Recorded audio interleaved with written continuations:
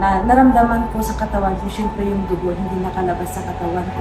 So, nagulat na lang ako, pagkasunod na araw, dumating na yung bigla ko.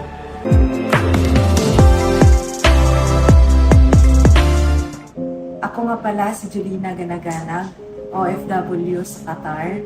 So, 2 taon yung kontrata ko, pero hindi ko natapos yung kontrata ko dahil sa naramdaman ko.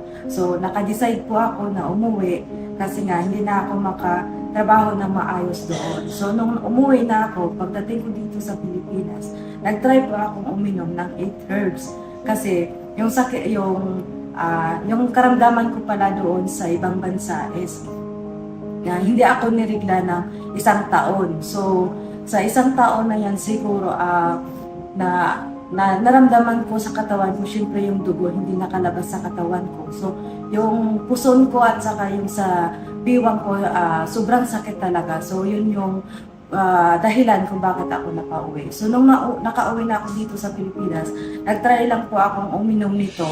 And then, 2 tableta po ininom ko. Simula nung umaga 2, and then nung bago ako matulog 2 din.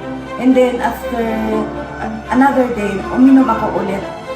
Tinuloy-tuloy ko siya ng tigda 2. So sa isang araw, nakainom ako ng 4. Then sa sunod na araw, nakainom ako ulit ng 4. So nagulat na lang ako, pagkasunod na araw, dumating na yung bigla ko.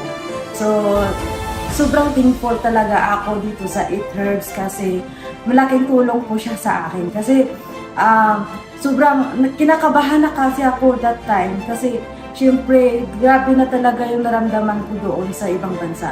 So actually yung pag-abroad ko, hindi ko pa talaga sana uuwi, hindi ko pa gustong umuwi kasi syempre hindi ko pa natapos yung kontrata ko. And syempre may goal ako sa buhay ko. Pero dahil sa sakit, napauwi ako. So, thankful naman ako nung umuwi ako kasi pinagaling ako nito ng ito. So, yun lang po. Maraming salamat. Tao Ilagay.